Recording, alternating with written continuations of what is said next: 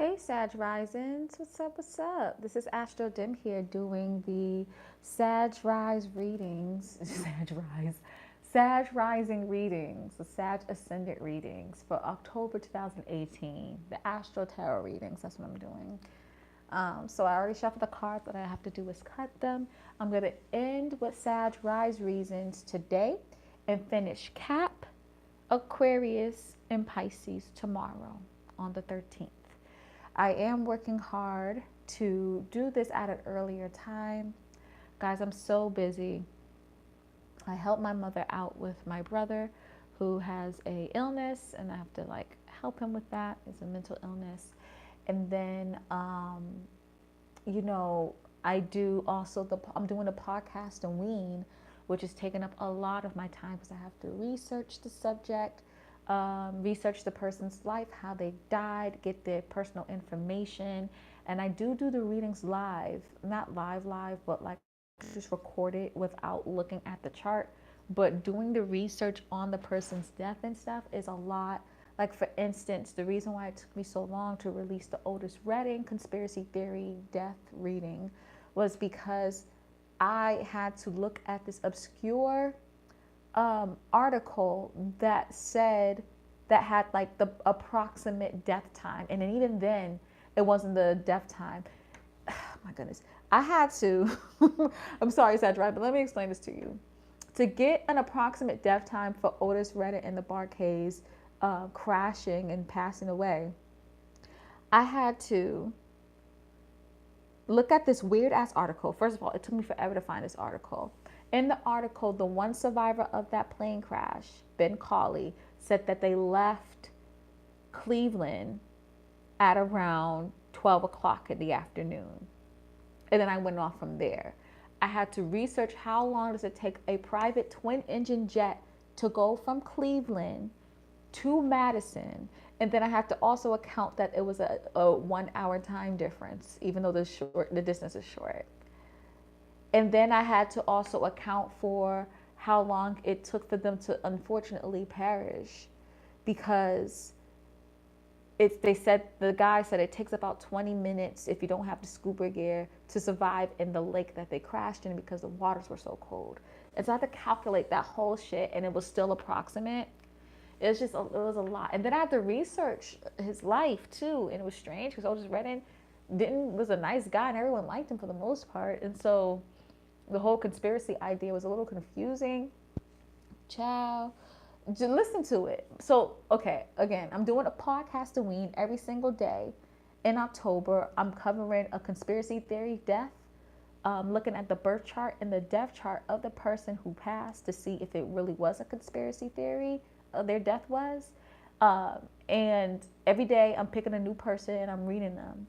And you can listen to it on my podcast called My Bed and Astrology and see, well, if the person I'm covering, did they die or not? I'm doing it every single day. And so I've done literally 11. And I'm keeping it going. So yeah, check it out, y'all. It's dope. But anyways, let me cut your cards because I've been talking for like almost 4 minutes, and I know you're like, y'all fire signs. I'm like, bitch, hurry up. I don't give a fuck. Y'all probably like that. So let me do your reading, okay? So, okay. Aries, Taurus, Gemini, Cancer, Leo, Virgo, Libra, Scorpio, Sag. Okay. Okay.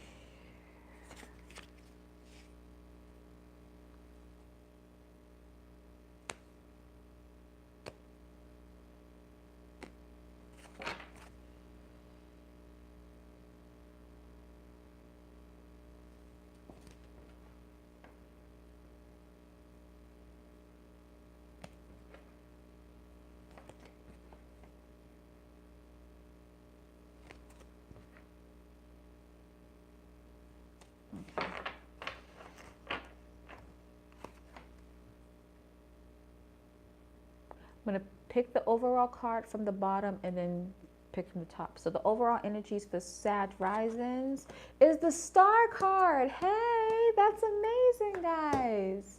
Yay! I'm so excited for you. The Eight of Pentacles for the first. Magician for the second. Hey. Five of Cups for the third. No. Like my background noise. So dramatic. I'm a Leo moon. Don't judge me. Two of Wands for the fourth. Wheel of Fortune for the fifth. Hey. Six of Swords for the sixth. The Hermit for the seventh. Sounds like me. Not a sad rising, but it sounds like me. I'm such a hermit in the seventh type of gal. Five of Pentacles for the eighth. Ooh, guys. This is interesting, y'all. Six of Cups for the ninth. Someone else had Six of Cups for the ninth. I think Cancer or Leo risings. Just check the beginning of the video. You'll see someone else had Six of Cups for the ninth. Y'all should check that out. Maybe it's a connection there. The Strength for the 10th. That's beautiful. Eight of Wands for the 11th. Not bad. And the World for the 12th. That's interesting. Okay. So Sag risings. Y'all have star card for the overall energy of your reading. Now the interesting part here is that you do have some cards where I'm like, what the fuck's going on here? I can't even lie. But this shows that through the good and through the bad, you are, believe it or not, being blessed. Okay? You're being blessed by your angels, your ancestors, your guide, God, the universe in general. They are blessing you and helping you along the way. So even if you're feeling a little down, you're feeling a little out, things are not good, you are being blessed and looked after and protected. Okay? So always remember that, and always be grateful for your ancestors, your guides, and God, even at the worst of times. Because believe it or not, they're protecting you from shit for getting even worse. They actually are. Okay? So keep that in mind. But this shows too that you're going to generally have blessings overall. So things are going to generally work in your favor. Okay? First card for the first house, which is Sagittarius, of course, is the Eight of Pentacles for you guys, right? So you are working your tail off, and you are looking like you're the person that's working your tail off. So that's great, because like, for instance, for work, right?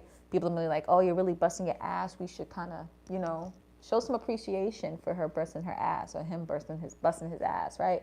Or at home, you know, people are going to see that you're busting your ass, and they're going to be like, okay, let's do something to show the appreciation. So this is great. You're not only busting your ass, right?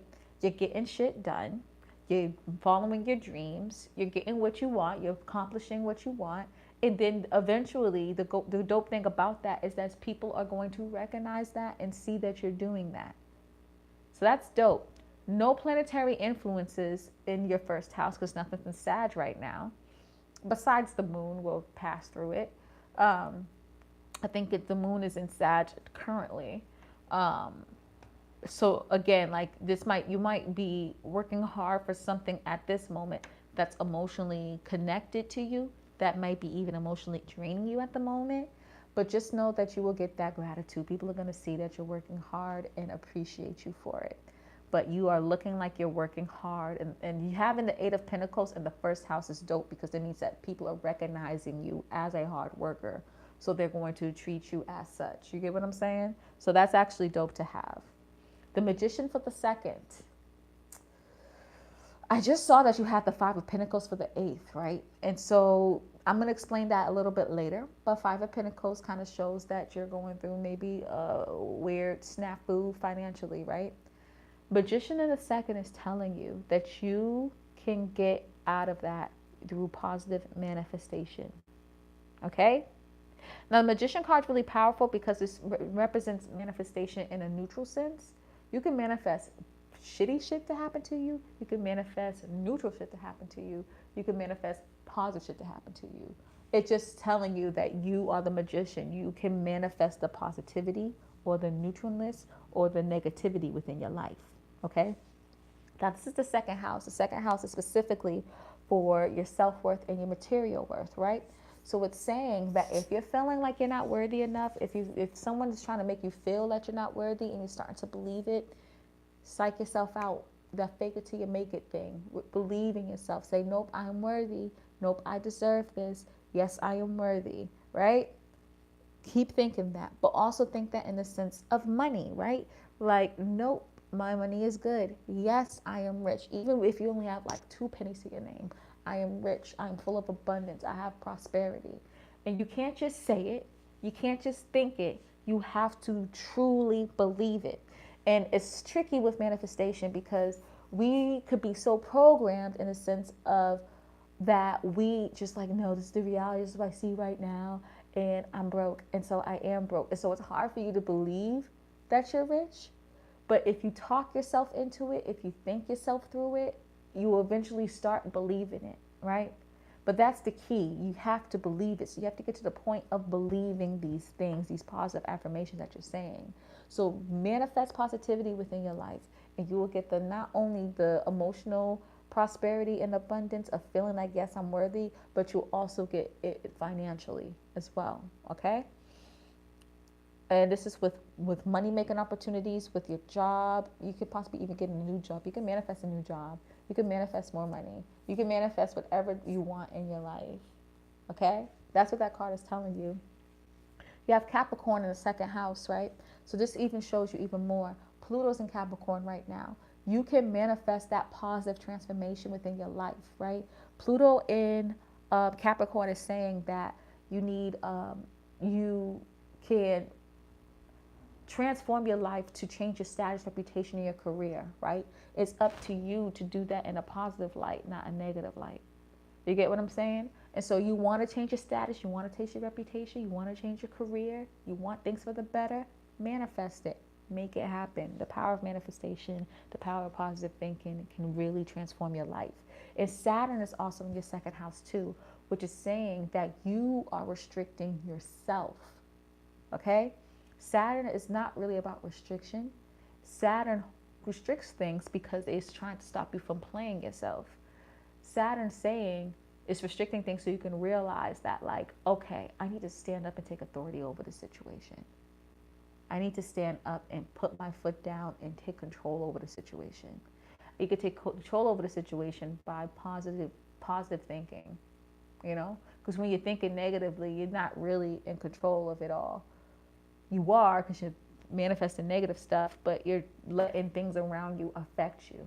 You have to make that change. You have to step up and take that authority. You get what I'm saying?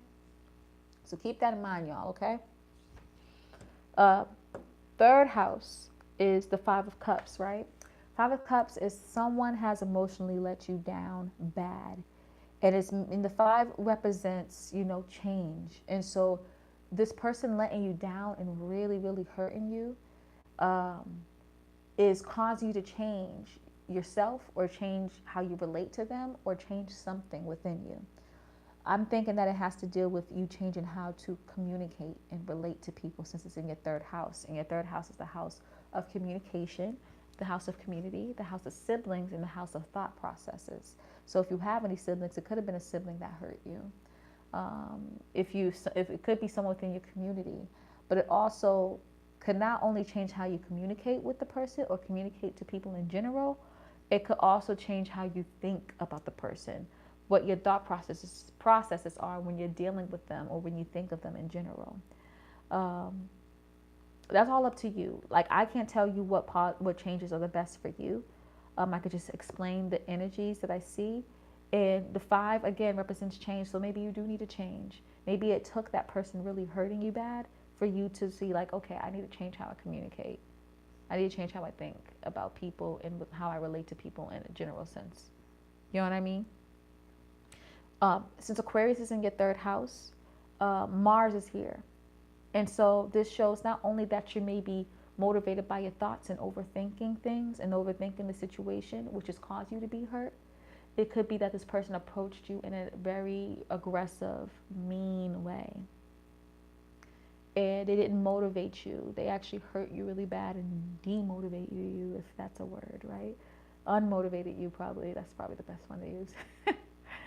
But regardless, though, um, you know, just realize that, yeah, maybe I do need to make a change. You know, Mars is not retrograde. It's stopped retrograding for a while now. Be motivated to change for the positive. You get what I'm saying? Don't let this person hurt you too much. Just realize that, okay, I was really hurt. That means to stop myself from being hurt, I need to change my approach maybe on how I communicate certain things. You get what I'm saying? Hopefully you understand that. Fourth house, you have the Two of Wands here. Okay. Two of Wands is all about you thinking, you trying to make a decision on how you should go about things. You get what I'm saying? And within your fourth house, you know, the fourth house represents, you know, your family, your home, your private life, and your emotions, right?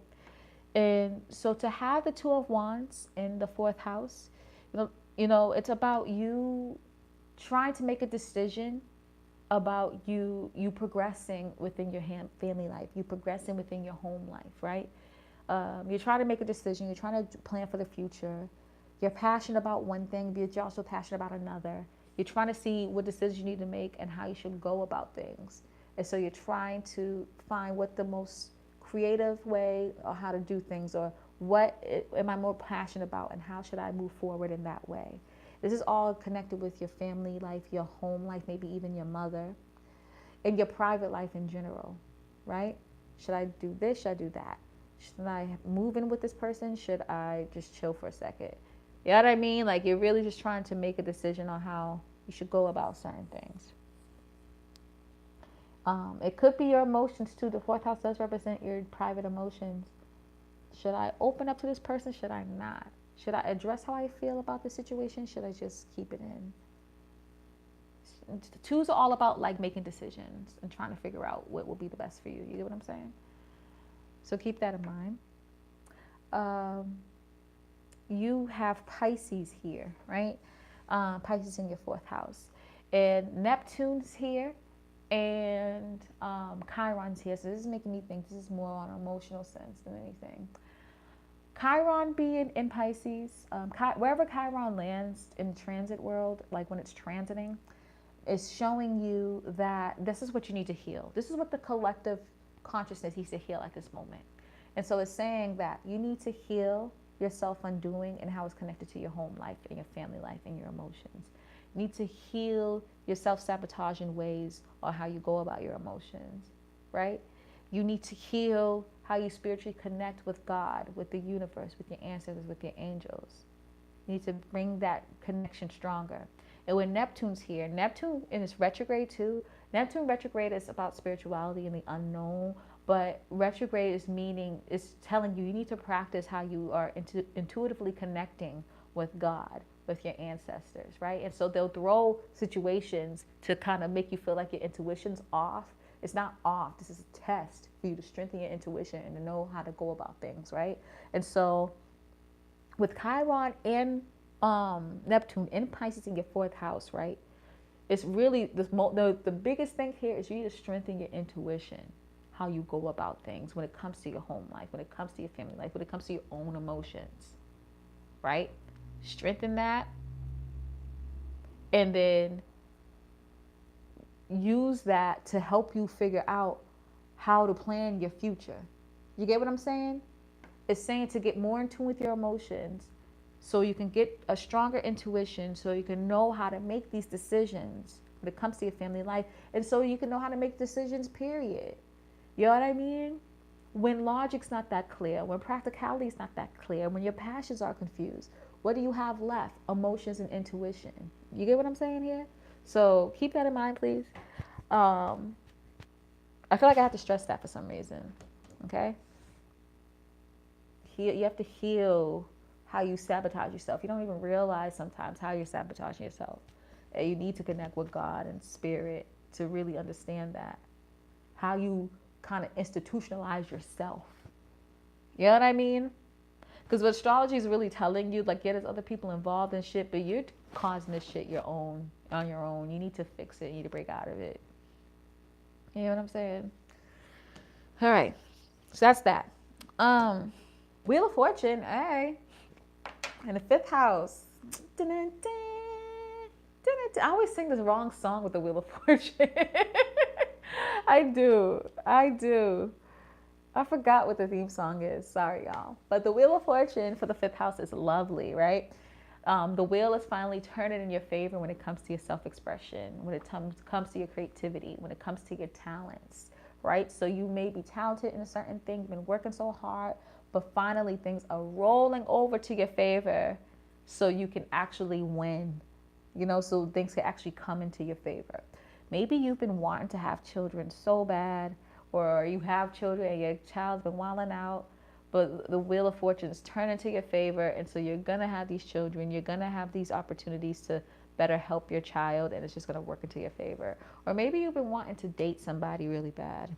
You've been feeling someone, and you want to get with them. The wheel's going to turn into your favor to make you realize that, hey, I should be with this person, and we're going to be together, or, hey, maybe they're not for me. You know what I mean? It's just you're going to have things roll into your favor, and it's going to help you in the long run, and you're going to be very grateful that it's helping you. You know what I'm saying? So that's dope. That's really, really dope. You have Aries in your 5th house, and there's nothing in Aries right now. So we're going to skip the planetary part, but this is huge though, especially for the people who are like creatives. Like things are going to really turn into your favor, and you're going to be like creatives and artists and stuff like that. You can really make something out of nothing with this energy. The universe is saying, all right, we see you working hard. Here you go, baby. You know what I mean? So that's dope. 6 of Swords for the 6th house. Interesting here. 6 of Swords is all about reflection, right? And with the Swords energy is a logic. So you're literally reflecting on your logic, reflecting on your thought process, how you go about things, if you should cut off certain things in your life, or how you think about things, should you keep it, how you should go about, things in a logical type of way. And you're reflecting on that. You might be even reflecting on situations that happen to you and seeing how you can fix that in the most logical way. And this is in your 6th house. So this is connected to your everyday routine.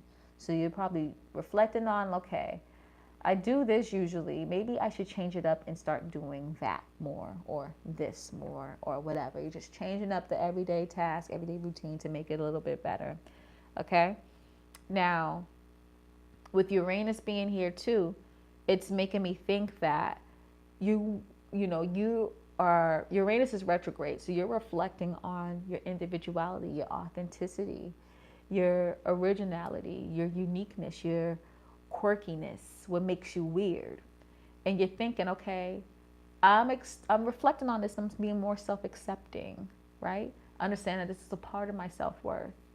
It's what makes me different, so I need to take advantage of that and accept that, and possibly even monetize off of that, right? We're talking about Taurus here.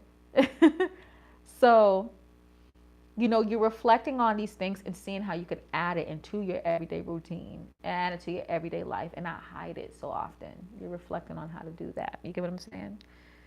A lot of reflective energies, especially because Uranus is retrograde, and then this is 6 number is reflective in general. You get what I'm saying? So that's really cool.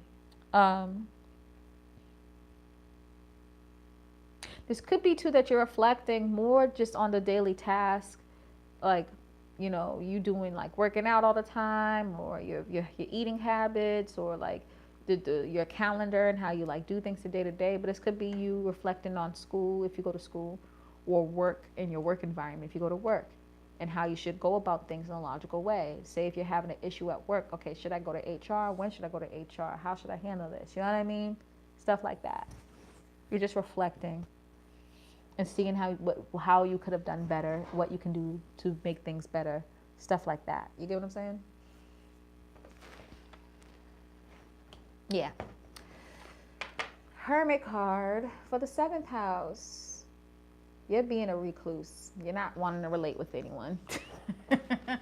You're really just being introspective. You need time to not relate to people right now.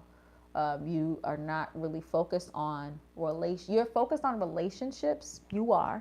And that's what you're actually being introspective in. That's what you're reflecting in, right? About is relationships in general. But you need this time to be more of an introvert and reflect on those relationships than being an extrovert and being connected with those relationships, being involved in those relationships. You really want to strengthen how people relate to you, how people are to you, how people respect you.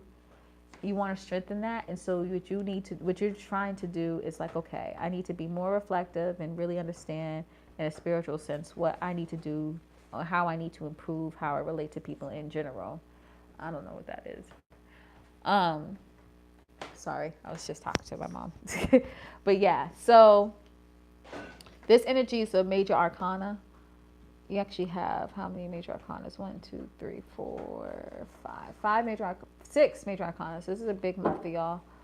But this energy is a major arcana. So, you know, you really can't help but to be reclusive and introspective. You can, of course, break out of it if you want.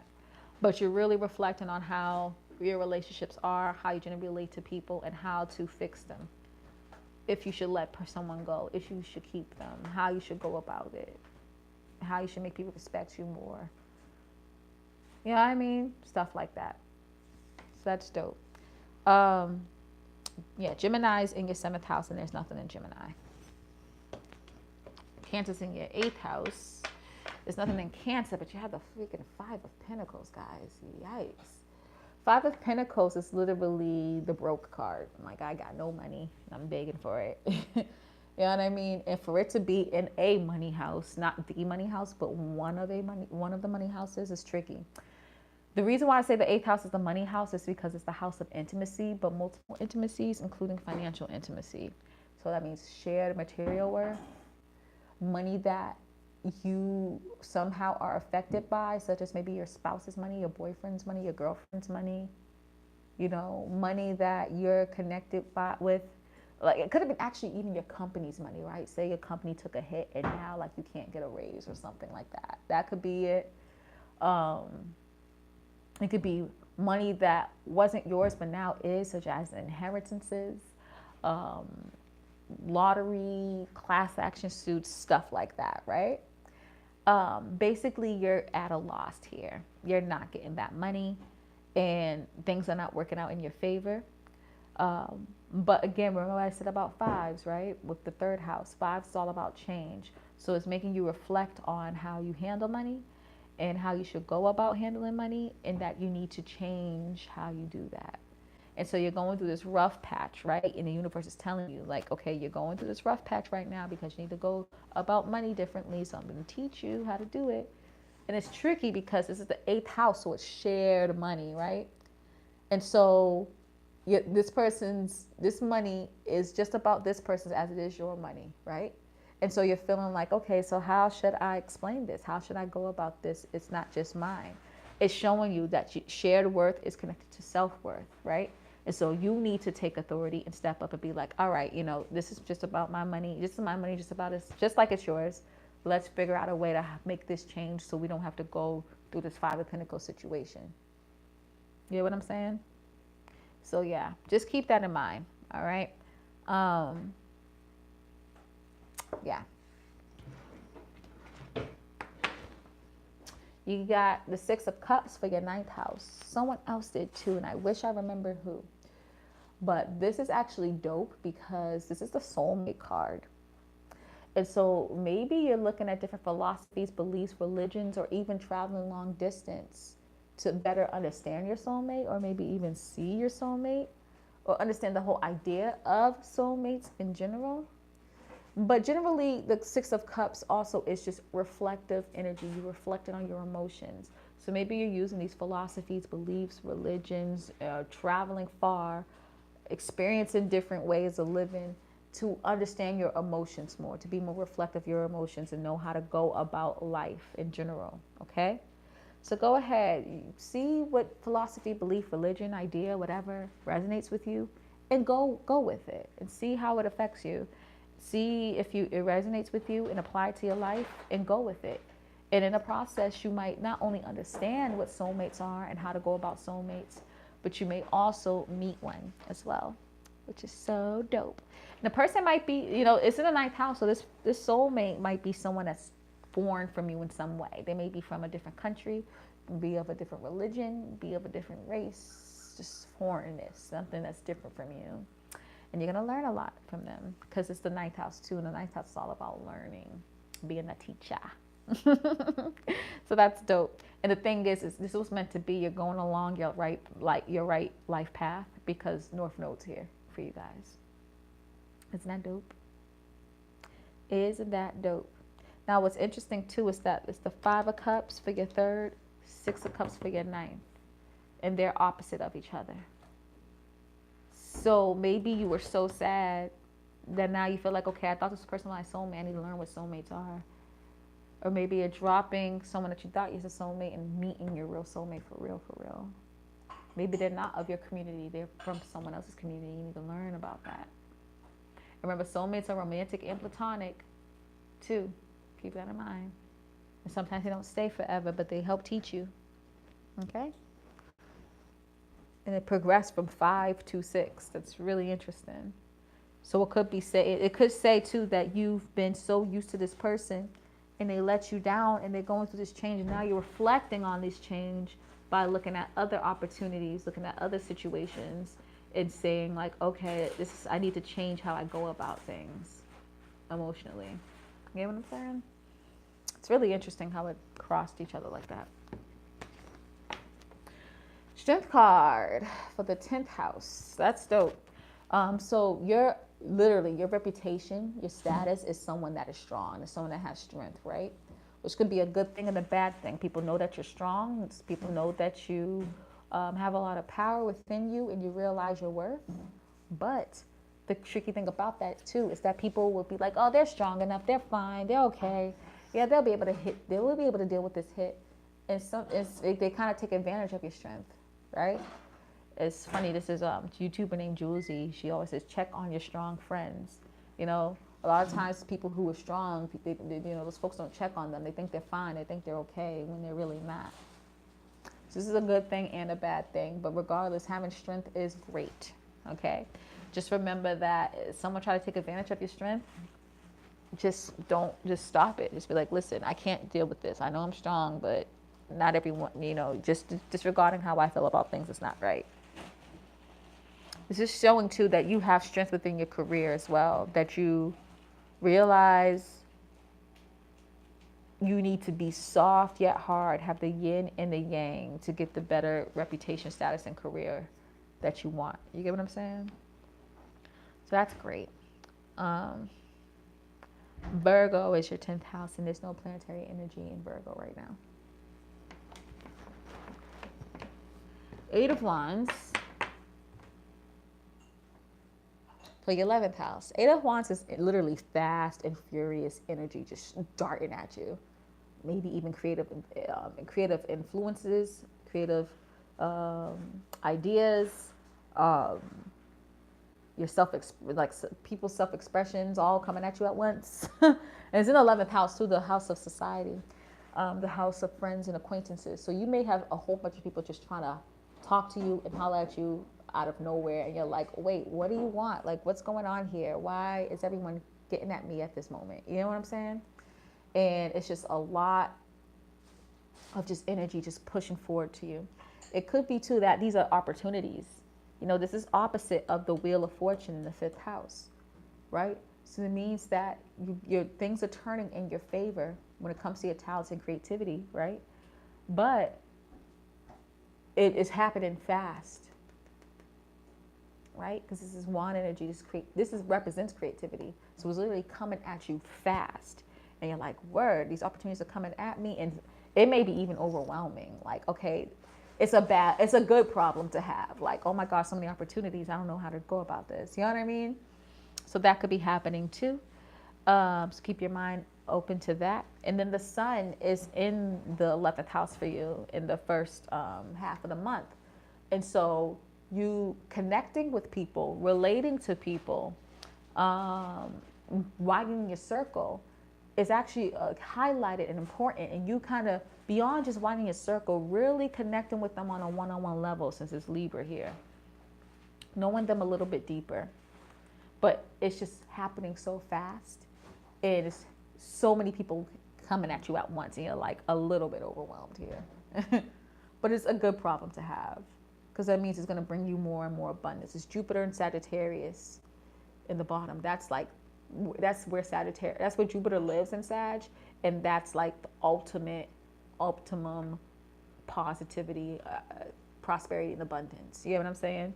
So beyond just widening your circle more, connect with the people within your circle in a more one-on-one, deeper level, and see they might be able to give you a great opportunity connected to that Wheel of Fortune in your 5th. You know what I'm saying? And then lastly, you got the World card for your 12th, which is where the Scorpio stellium is. Goodness gracious. So the World card is tricky, because the World card is saying that, yes, you're doing the right thing. Good. You know, God got you. Your angels got you. Your ancestors got you. You're doing the right thing. Whatever. It's similar to the Star card. But it's different from the Star card, because it's saying that, yeah, you'll get what you're supposed to get. Keep doing what you're doing. It'll happen in divine timing. Star card is a little bit more immediate. World card is like, yeah, things will happen in the right time. And Lord knows what the right time is. Only him. You know what I mean? And so you're like waiting, like, okay, when's the right time? Anytime now. You know what I mean? And you have this anxiousness within you, right? Because you have this Scorpio stellium here. You have the sun moving into Scorpio in the second half of the month, right? So you're identifying with intimacy in all different types of levels: emotional intimacy, financial intimacy, romantic intimacy. You just want to really have that bond with somebody in whatever, you know what I mean? And then that's what you're really identifying with. That's what your self-expression is. That's what you really want to focus on. And then that's all you're thinking about as well, because Mercury is in Scorpio, right? That's all you're thinking about. That's all you're communicating. That's all you're filtering in your mind, is kind of have this intimacy, right?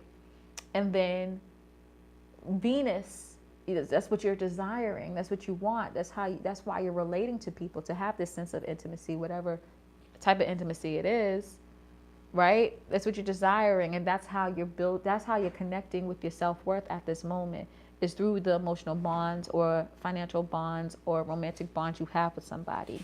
And then Jupiter's here as well, which Jupiter brings abundance and prosperity when it comes to intimacy, yes.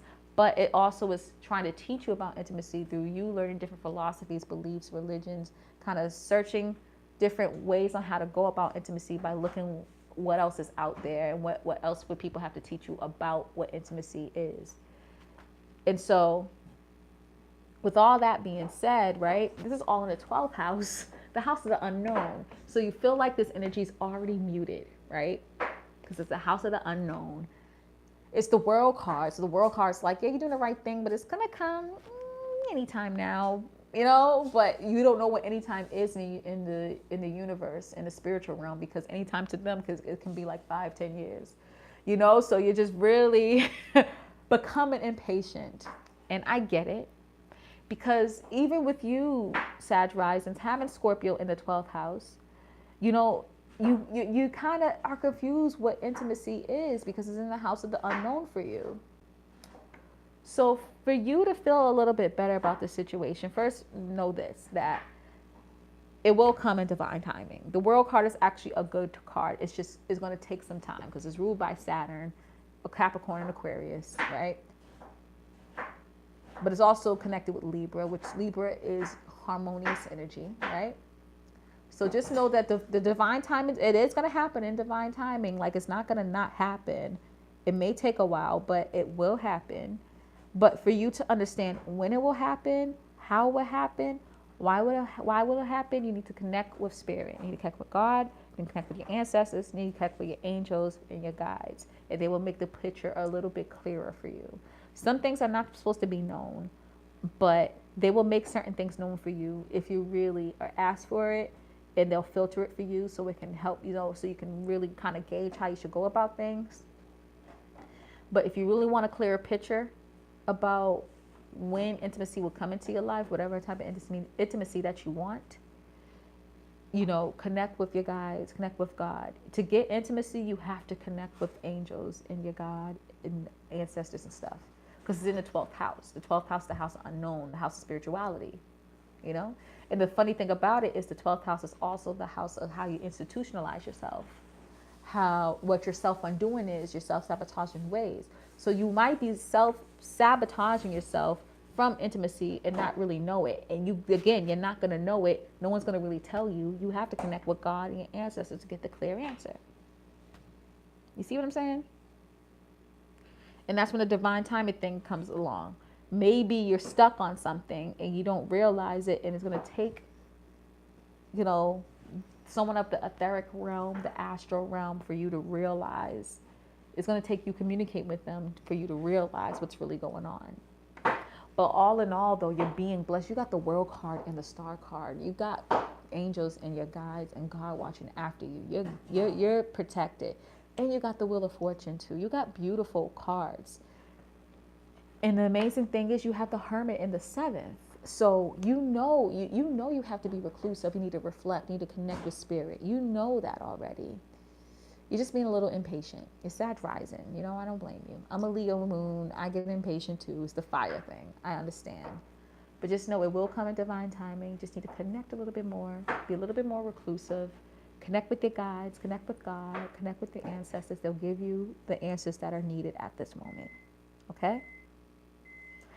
All right, Sag risings. This was a beautiful reading. This is probably my favorite reading for y'all. Even though y'all have some tricky things happening, this is like karmic for you. This is fated. This is the transformation that you're going to be going through, and it's going to be working out in your favor, and it's going to be beautiful. Trust me, okay? It's going to be shaky a little bit, but you're going to come out on top. You really will, okay? Much love, y'all. Please comment, like, subscribe, share, care, and all that good stuff. If you're interested in a personal reading, check out my Etsy shop. Etsy.com/shop/astrodim. I'm going to make cheaper versions of this reading right now. To get this reading plus clarifying cards for each house is $75. But what I'm going to do is exclude the clarifying cards and just do this for like $50, maybe $45. You know what I mean? Maybe $45. I don't know. I have to figure out the pricing.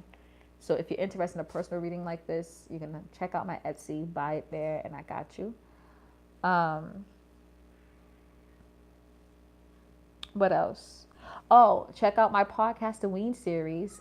Again, like every single day, what I'm doing is covering a conspiracy theory death that's really, really strange. And looking at the, I'm sorry, I'm getting distracted because kids are like screaming. So basically what I'm doing is looking at the death chart and the birth chart of the person who passed to see if their death is really a conspiracy. And I'm covering someone every single day. But yesterday I did Otis Redding. Some of the people that I've done, let me just see if I can name them all. I did Biggie, Tupac, Eazy-E, Marilyn Monroe, Dorothy Dandridge, Jimi Hendrix, Jim Morrison. Who else? Michael Jackson, Prince. Who else am I missing? I did 2 more people. Who else am I missing, y'all? I don't remember. I did more. Otis Redding. And who else? I can't think of the other person. But I did a lot of good people, and I'm going to do even more good people. So check that out. Again, my podcast is called My Bed and Astrology. You can support me on my podcast, too, if you have certain listening platforms that help support people.